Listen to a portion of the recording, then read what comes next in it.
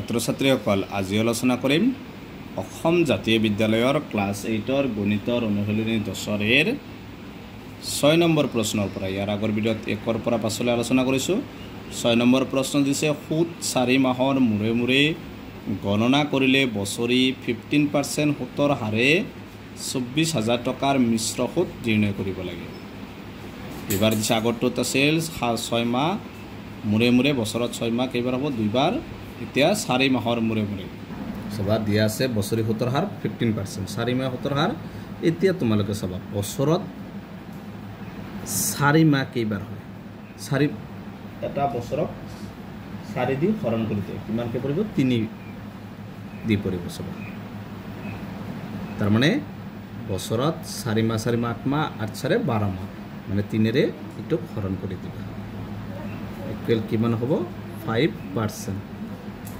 এতিয়া পৰ্যায়টো এত কেইটা থাকিব 3টাই থাকিব কাৰণ বছৰত কি 4টাকে আছে 3 মাহ আছে গতিকে এত পৰ্যায় থাকিব 3টাই এত 3টা পৰ্যায় ওলাব লাগিব প্ৰথম 4 মাহ ওলাব লাগিব দ্বিতীয় 4 মাহ তৃতীয় 4 মাহ টোটাল কিমান হ'ব 1 বছৰ হ'ব মনত ৰাখিবা তেকে প্ৰথমে ওলাম প্ৰথম 4 মাহৰ মূলধন 4 মাহৰ মূলধন প্ৰথম 4 মাহৰ মূলধন কি প্ৰথমত যেটো মূলধন দিয়া আছে এটো হৈছে প্ৰথম 4 মাহৰ মূলধন কিমান দিয়া আছে 24,000 টকা এটো দিয়া আছে প্ৰথম 4 মাহৰ মূলধন 24,000 টকা। এতিয়া প্ৰথম 4 মাহৰ সুদ ওলাব লাগিব সুদ ওলালে কিব এই 24,000 টকাৰ কিমান পাৰ্সেন্ট 5% 5 পৰত হ'ব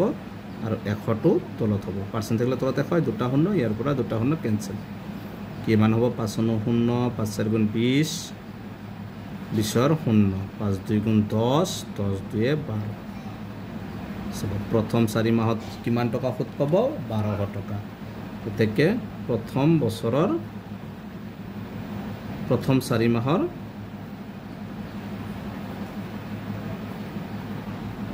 সৰ্ববৃদ্ধি মূল্য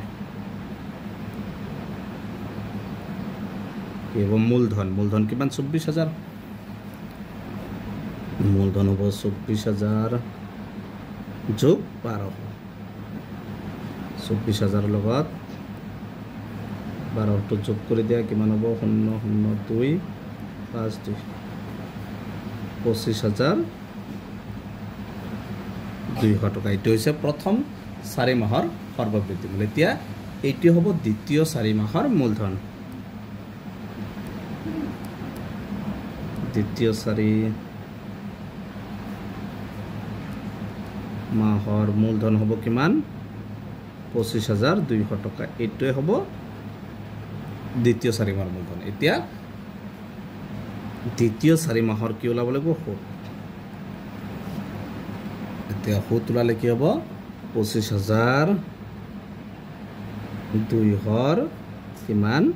5% পাৰ্সেন্ট থাকিলে তলত কিমান হ'ব 100 এতিয়া এটোৰো দুটা শূন্য কেনসেল পূৰণ কৰি দিয়া 5 2 গুণ এটো 2 5 2 গুণ 10 হাতত 1 5 5 গুণ 25 25 1 26 5 2 গুণ 10 10 আৰু হাতত 2 আছে 12 কিমান হ'ব 1260 টকা এটো হচ্ছে দ্বিতীয় 4 মাহৰ সুদ ওলাব। এতিয়া দ্বিতীয় 4 মাহৰ সৰ্ববৃদ্ধি মূল্য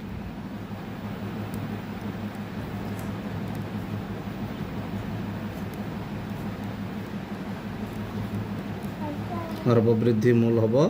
মূলধন এবাৰ মূলধন কিমান আছিল 25,200 25,200 যোগ 1260 টো যোগ কৰি দিয়া 25,200 লগত 1260 টো যোগ কৰিব 064 6 কিমান হ'ব 26,460 টকা এটো হৈছে দ্বিতীয় 4 মাহৰ সৰ্ববৃদ্ধি মূল্য। এতিয়া ওলাব লাগিব তৃতীয় 4 এবাৰ তৃতীয় 4 মাহৰ ওলাব চাবা তৃতীয় 4 মাহৰ মূলধন এইটো হ'ব তৃতীয় 4 মাহৰ মূলধন কাৰণ বাঢ়ি যাব কিমান হ'ব 26,460 টকা হৈছে দ্বিতীয় 4 মাহৰ মূলধন তেকে তৃতীয় 4 মাহৰ এইটো তৃতীয় 4 মাহৰ এতিয়া তৃতীয় 4 মাহৰ কি ওলাব সুত ওলাব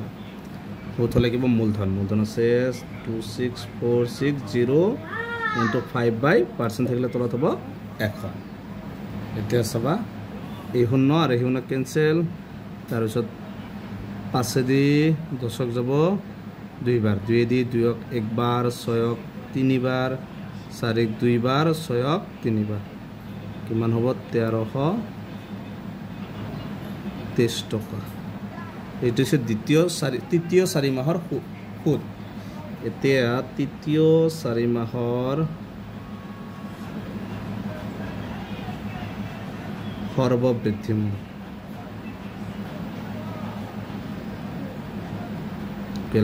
মূলধন আছে আৰু কিমান আছিল 26460 যোগ 1323 তো যোগ কৰি দিয়া 26460 লগত 1323 টো যোগ কৰিলে হ'ব 1330 টকা 38 437 6172 কিমান হ'ব 27083 টকা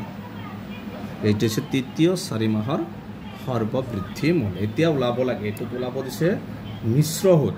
এইটো মিশ্ৰ সুতটো জানো এতেকে মিশ্ৰ সুত হৈছে যেটো সৰ্ববৃদ্ধি মূল ওলাব লাগে শেষত কিমান আছে 27783 বিয়োগ প্ৰথমত যেটো মূলধন দিয়া আছিল প্ৰথম মূলধন কিমান দিয়া আছিল 24000 টকা 24000 এতিয়া এইটোৰ পৰা কি কৰিবা এইটো বিয়োগ কৰিবা 27783 বিয়োগ 24000 387 পৰা 4 গলে 3783 টকা মিশ্ৰ হ'ব আৰু এটি হৈছে 6 নম্বৰটোৰ আনসাৰ আজি ভিডিওটো এইখিনি ইয়াৰ পিছত 7 নম্বৰটো আলোচনা কৰিম 7 8 আৰু দুটা কোৱেশ্চন আছে আজি ভিডিওটো এইখিনি তোমালোকে ভিডিওটো লাইক কৰিবা এণ্ড চেনেলটো সাবস্ক্ৰাইব কৰিবা থ্যাংক ইউ